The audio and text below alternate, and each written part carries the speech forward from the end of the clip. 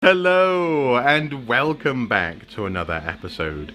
Today I want to play Sonic Adventure on Dreamcast, and you can probably already hear the menu in the background there. Sonic Adventure is a game that I have a complicated relationship with. I'm extremely glad that I own this game on Dreamcast, and frankly I do love it. It's certainly compared to the later 3D Sonic Adventures. Sorry, no franchise implication there. His adventures in 3D, including, for example, Sonic 06 on the Xbox 360. That's an infamous game. But I have a complicated relationship with this game because, for me, in some respects, Sonic is best in two dimensions. I first experienced him on the Mega Drive. He was my first, in that sense, Sonic was my first game. My first game. You know, it came with the Mega Drive that was mine and my brother's first ever console. And so, Sonic Adventure, when I first played it, I think the DX version on GameCube, felt like a dive into the unknown. This was in fact my first 3D Sonic experience. I know that prior to this game they'd done Sonic in 3D on the Sega Saturn in, is it Sonic R Racers, this kind of thing, racing? But it felt like this game had some problems, and some problems which are shared by the 2D incarnation of Sonic, but also some problems that they didn't really ever quite find an answer to, and maybe we'll have a chance to examine some of those problems actually as we play. Now, despite the problems, this game does feel like an adventure. We are left with the sensation of an experience, of an adventure, of a I don't know, a open world-ish Sonic game, which is what a 3D Sonic game really should have been and should be.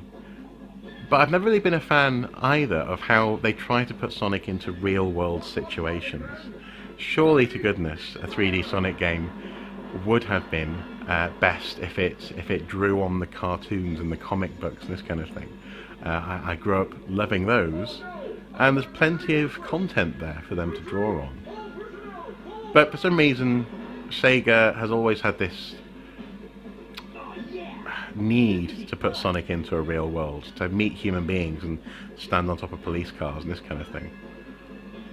Anyway, here we are with our opening meeting of our antagonist, Chaos Zero. So this became a bit of a trope in Sonic games, actually, to have him meet some big bad in a sort of an opening cinematic, a standoff.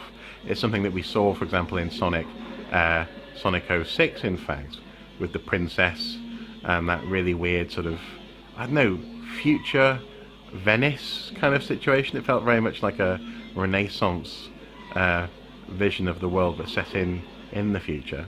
Oh, here we go. Hey, I'll play with you some other time. Oh, God. It's so naff. But also so Sonic.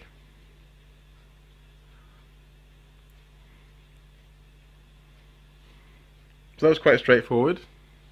Will our big bad recover? Come on, you big trip. Where you going? Where you going?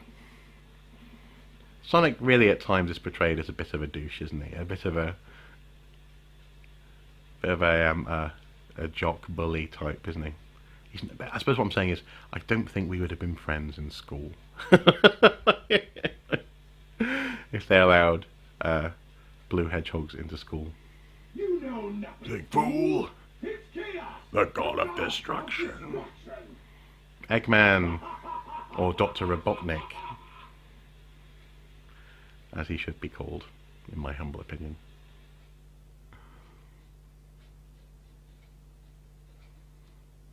Okay, that was all a bit weird. And here we are, Sonic is now relaxing by a pool. So you see what I mean? I love Sonic. I love the character Sonic. I used to draw pictures of him all the time. I used to, as I say, watch the cartoons. I always wondered what on earth a chili dog was. But this exploration, I suppose, of Sonic, inserting him into this quasi-real world, and then having that happen, and you're like, well, what's going on? You know, what happened after? You know, what's happening between the chapters? You know.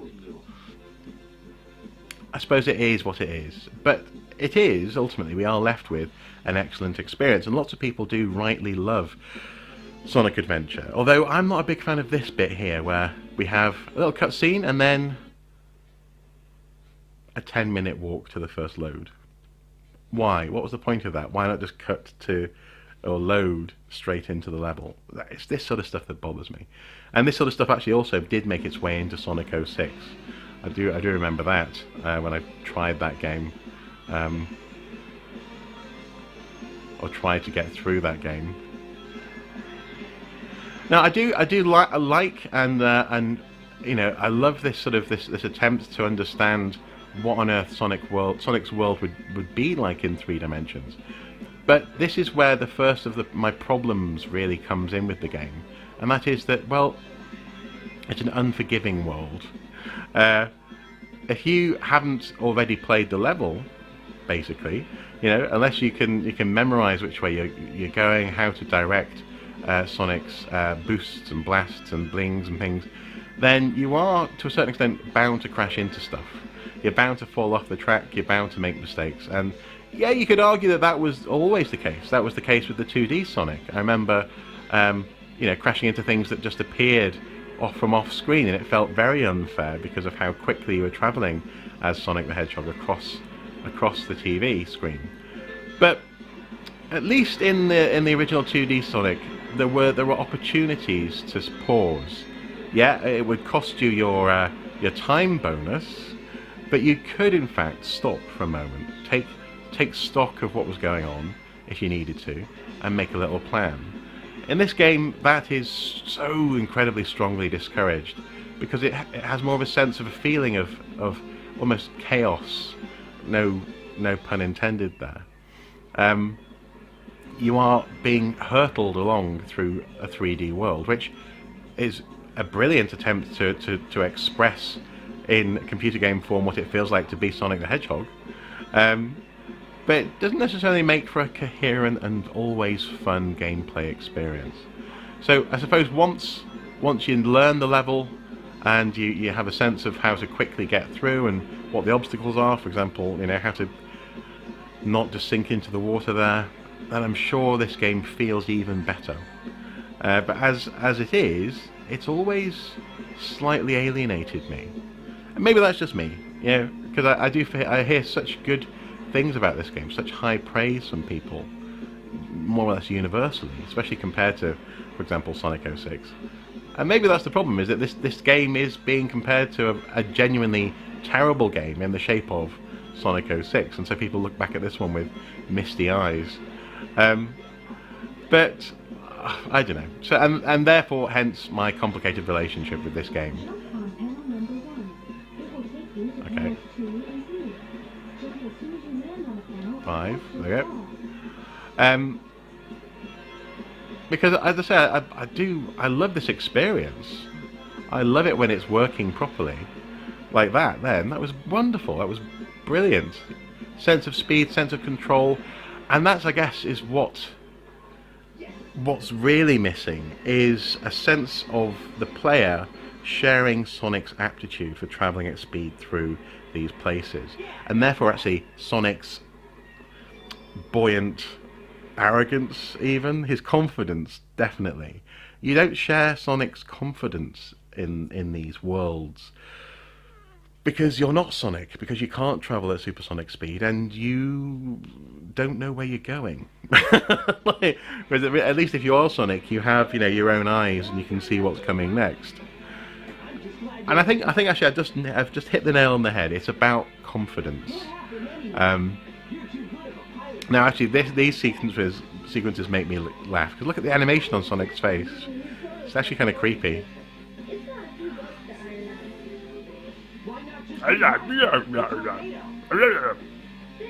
they had to move every single polygon on his face just because they could. A Chaos Emerald? Yep, I just happened to find one of the 7 emeralds during one of my test flights. This thing's going to unlimited power now. So I figured, Why not use it to power my plane? Of course, Tails, of course. you ought to come over to my rooftop, Sonic. I've got something I thought I'd show you. Of course. Okay, let's go to your workshop. The fastest way is by train. Let's go! So Sonic gets to take a train. Okay. Oh. Through the door. Now, are we taking... And this is the other part of this adventure that slightly bothers me, is this sensation of being left to your own devices. You don't feel as though you're exploring. You know, you've just been told, go to the train station, more or less. And now I've got to try and figure out where the fuck is the train station. Twinkle Park. Look, can these guys help me?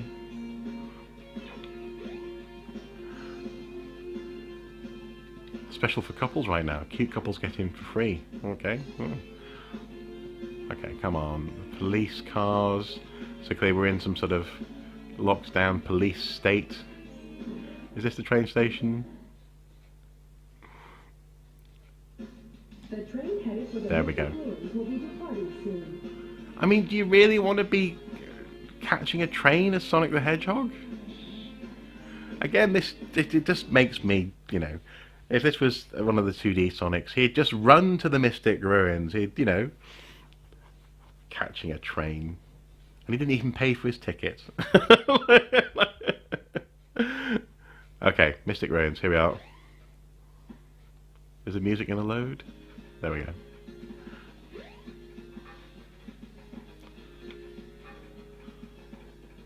Down to a boat jetty.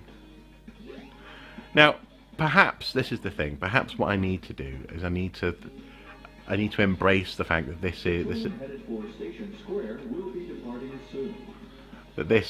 game as an adventure is also in that sense partly RPG. Maybe if I thought of this along the same lines as something like a Mario RPG or something, I'd be much happier. The problem is it's not an RPG. This is a scripted adventure in that sense.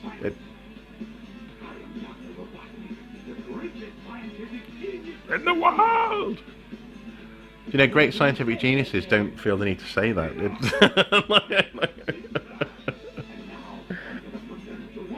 Okay. Now what do you want? Chaos Emeralds. Of course you do. Big loser. With my wibbling eyebrows. The hard way. I'll take them from you by force the hard way. It's implied, isn't it? I always thought Robotnik was better when he wasn't talking. Yeah. He just comes in, ruins your day with a robot. So we're going to fight Robotnik? Egg. Hornet. Egg Hornet. Okay, fair enough. It makes sense. It looks like a hornet. Right. Oh, he's got homing missiles.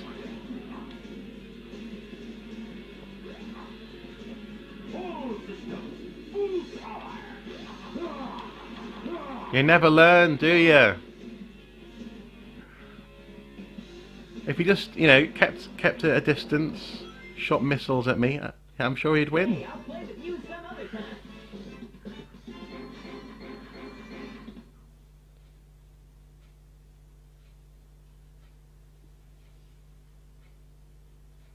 Okay.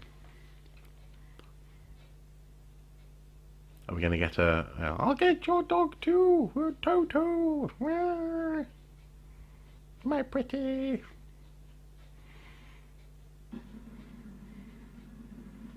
I think we are. Nope.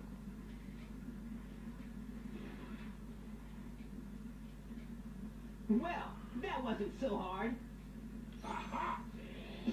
Oh, Oh no! he took the Chaos Emerald. Come on, Chaos. Time to leap.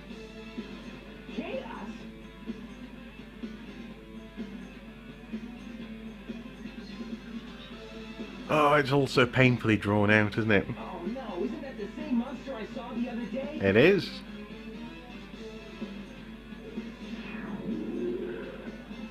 I know I keep on making slightly snide comments about the game, but I do love it. I do. It is a great game. Increases every time I use them a chaos emerald. Oh, With all 7 emeralds in here, he'll be invincible. and work for me.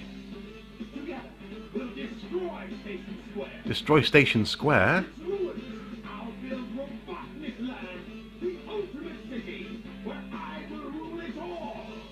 Come on, Chaos. Let's find another emerald, shall we?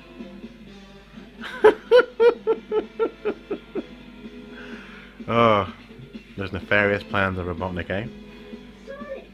We can't let him get away with this, can we? No. Wait, Tails.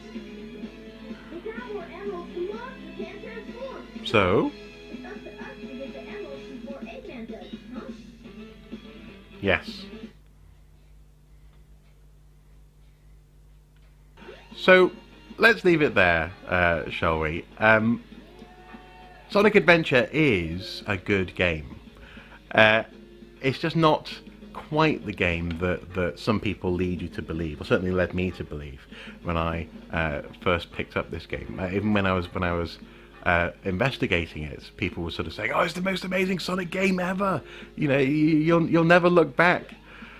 And I can't help but think that part of the reason that people have such fond memories of Sonic Adventure is because it compares so favourably to certainly the graphics, say, of the Sega Saturn, but also the disappointment of Sonic 06 and some other Sonic 3D titles. So I think, yes, I'll always prefer the two-dimensional Sonic the Hedgehog. I also I'm looking forward to trying out, for example, Sonic Mania, and I can get my hands on a copy of that for the Switch.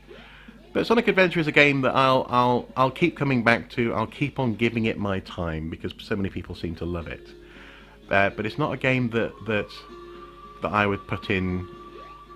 If I wanted to play a Sonic game, I'm going to choose Sonic the Hedgehog 2, or by the sounds of it, for example, Sonic Mania, or actually Sonic Generations. In fact, I did like the way that they merged the 3D and the 2D into alternate levels in Sonic Generations.